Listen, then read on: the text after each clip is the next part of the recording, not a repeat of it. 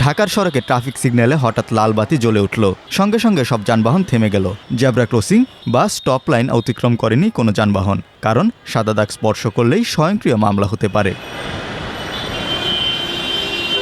Traffic বাতি থাকলেও এর ব্যবহার ভুলতে বসেছিল রাজধানীবাসী। সিগন্যালগুলোতে ট্রাফিক পুলিশের হাতের ইশারার পরেও অনেক গাড়ি ঠিকমতো থামত না, ফাঁক ফোকর দিয়ে এগিয়ে যেত, কেউ বা স্টপ লাইন পেরিয়ে অনেকটা সামনে গিয়ে দাঁড়াতো।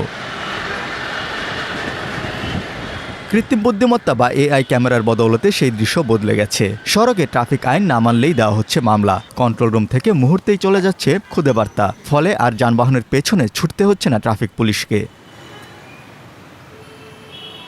সম্প্রতি রাজধানীর এমন ব্যবস্থা চালু করেছে ঢাকা মহানগর পুলিশ। শুরুতে গুলশান ১-২, উত্তরা বিমানবন্দর সড়ক, Rampura traffic box, Mohakhali, Shahbag, high court crossing, সচিবালয় সিগন্যাল, কদম ফোয়ারা, মৎস্য ভবন, কাকরাইল মসজিদ ক্রসিং, পুলিশ ভবন, পুরাতন রমনা থানা ক্রসিং, বাংলা মোটর, বিজয় সরণি, কারণবাজার, ফার্মগেট, মিরপুর রোডের ন্যাশনাল হার্ট ফাউন্ডেশন এলাকা, গাবতলী ও শহীদ তাজউদ্দিন আহমেদ সরণি সহ গুরুত্বপূর্ণ মোড়গুলোতে বসানো হয়েছে এআই ক্যামেরা। ফলে এসব এলাকার চিত্র বদলে গেছে অনেকটাই।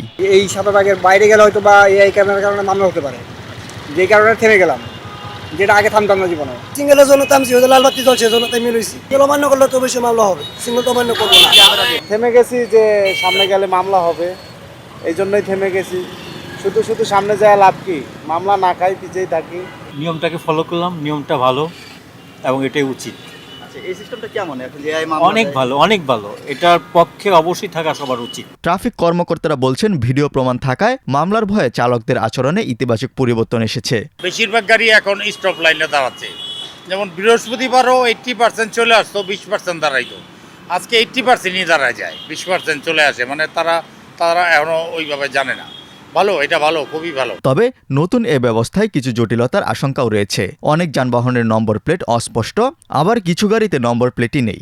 এতে ভুল মামলার সম্ভাবনাও থেকে যায়। অনেক ক্ষেত্রে দেখা যাচ্ছে অনেক গাড়ির কাগজপত্র ঠিক থাকে না, বা হচ্ছে মালিকের নাম, কারণ প্রযুক্তি হয়তো নাম্বার প্লেটটা নিয়ে বিআরটি সার্ভার থেকে সে মালিকের নামটা নিয়ে মালিক বা চালক তাকে সে অ্যাড্রেস করবে। দেখা যাচ্ছে কাগজপত্রগুলো ঠিকভাবে করা হয়নি, ফলে দেখা যাচ্ছে যে মানে ফলে এনফোর্সমেন্টটা ভিন্ন একজন ব্যক্তির নামে চলে যেতে পারে। ধাপে ধাপে আমাদেরকে কিন্তু হকার ম্যানেজমেন্ট, নন মোটরাইজড ভেহিকেল যেগুলো রয়েছে তাদের জন্য কিন্তু এই এআই ভিত্তিক আসলে আমি করি আমাদের মনিটরিং সিস্টেমটা আনা দরকার। আদারওয়াইজ আমি যখন দেখব যে একজন দেখবে যে সে ফাইন খাচ্ছে, সে তাকে ধরতে পারছে, বাট একজন ব্যাটারি রিক্সা সে চলে যাচ্ছে আইন ভায়োলেশন, তাকে ধরতে পারছে না।